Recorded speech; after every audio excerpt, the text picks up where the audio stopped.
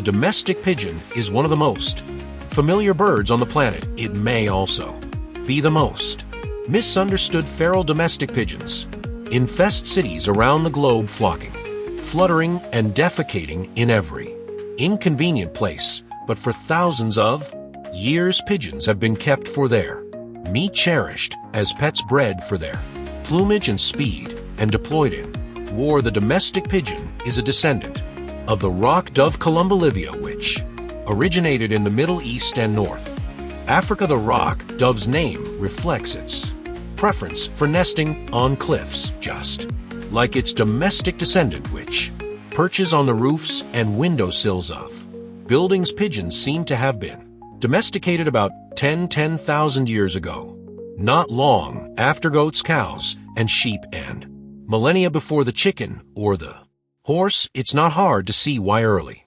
farmers found the birds so appealing.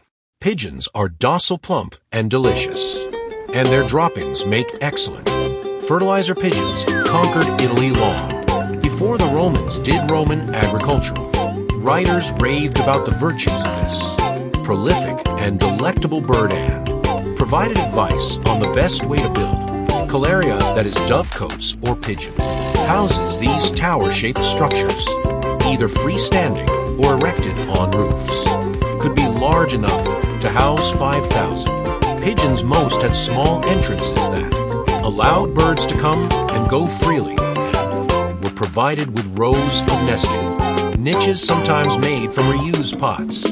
Water was piped or poured into the structure, and narrow troughs along the base were routinely filled with seeds. Pigeons raised for their meat might be fed by hand on softened bread. A large columbarium could cost more than 100,000 SDI, as much as a substantial house. Pigeons themselves were expensive. By the late Republic, when most families lived on less than 1,000 SDA a year, a normal breeding pair cost 200 SDI. Birds noted for their AG or speed were far costlier. By the early imperial era, an exceptional pair of pigeons might be sold for 40,000 sister. The lineages of such birds were recorded as carefully as those of racehorses. Pedigreed pigeons were pampered pets. One Roman poet rapids on the theme of his girlfriend's pigeon. Emperor says Alexander reportedly kept no fewer than 20,000 pigeons in the palace aviaries, maintained by a troop of slaves who sold the eggs and squabs for profit. Pigeons appeared frequently on tombstones, nestled peacefully in the hands of the deceased. In Roman Syria, one pigeon lover ordered a monumental dove cote to be built atop his melon, thanks to their instinctive habit of returning to the same rocky crevice to nest. Pigeons have a strong homing instinct. Birds brought to a remote place will automatically fly back to their nests, even over hundreds of miles. This makes them useful messengers, especially during the 19th and early 20th centuries. Pigeons were used to carry letters in many parts of the world. By some accounts, New Zealand's Great Barrier Pigeongram service, which operated from 1897 to 1908, was the first air mail. There is no clear evidence that Roman pigeons were used to carry letters under normal circumstances, probably because mounted messengers were more versatile and reliable in times of war. However, pigeons were sometimes used to cross enemy lines. The most famous instance took place in 43 BC. Decius Brutus, one of Caesar's assassins, was besieged in the city of Mutina by Mark Antony. The Senate sent Hyrieus and Pansa, the year's Sils, to relieve him after an inconclusive battle, during which Pansa was killed. Hyrieus and his men encircled Antony's siege works. Over the following days, Hyrieus used pigeons to communicate with Decimus Brutus. The birds were kept in a dark place. After letters had been tied to their necks, they were released as close as possible to Mua's walls. Instinctively seeking the highest purchase in sight, the pigeons flew to the towers and temple roofs of the city. After his men captured the first Batch of birds Decimus Brutus ordered. Seeds scattered to lure incoming pigeons, which kept him apprised of Antony's movements until the siege was lifted. Speaking of military maneuvers, a brief word about this video's sponsor. C Eterna is a new strategy card game for 2 to 4 players available now on Amazon. The game is set in 17th century Europe. Players build armies and strategize their way to victory by playing and combining dozens of unique card effects. Winning requires creative tactics, bluffing, and just a bit of luck. I appreciate the historical paintings and quotations on the cards, and after playing a few rounds with friends, I'm confident that anyone who likes fast-paced strategy games will enjoy.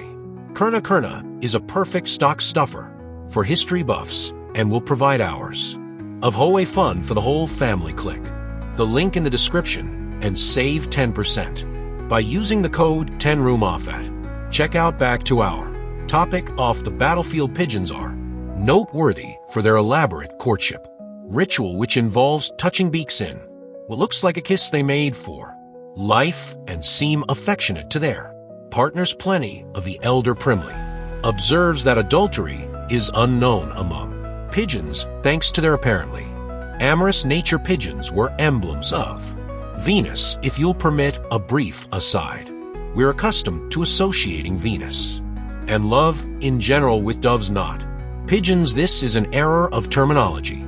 A number of closely related species from the family Collid are referred to in English as doves and pigeons, sometimes interchangeably, but the most familiar variety of dove, the kind you see on greeting cards, is nothing more or less than a large domestic pigeon bred to have white plumage. Latin fittingly uses the same word for pigeon and dove. The association between love goddesses and pigeons, or if you prefer, doves, goes back to the Mesopotamian goddess Ishtar. Aphrodite borrowed many of Ishtar's attributes, including the doves that drew her jeweled chariot. In her Roman guise as Venus, she was often shown with a pigeon beside her or perched in her hand. Later, in the service of a very different symbolic language, early Christians used pigeons or doves to represent eternal peace and the soul. In the Roman catacombs on the streets above, pigeons were everywhere. Many Romans, whether senators with sprawling mansions or day laborers in cramped tenements, kept dove cotes on their roofs. Since these birds were often allowed to range freely, many became feral. The Roman satirist Juvenal mentions pigeons nesting among the roof tiles of Rome's apartment buildings. No extant literary source, however, complains about these pigeons. In part, this reflects the nature of our sources, which tend not to concern themselves with such matters. There were, after all, much worse pests than feral pigeons on the streets of Rome. Packs of dogs rove the alleyways. One gruesome anecdote records how a stray dog dropped a human hand near the future emperor. Asian cockroaches infested damp places.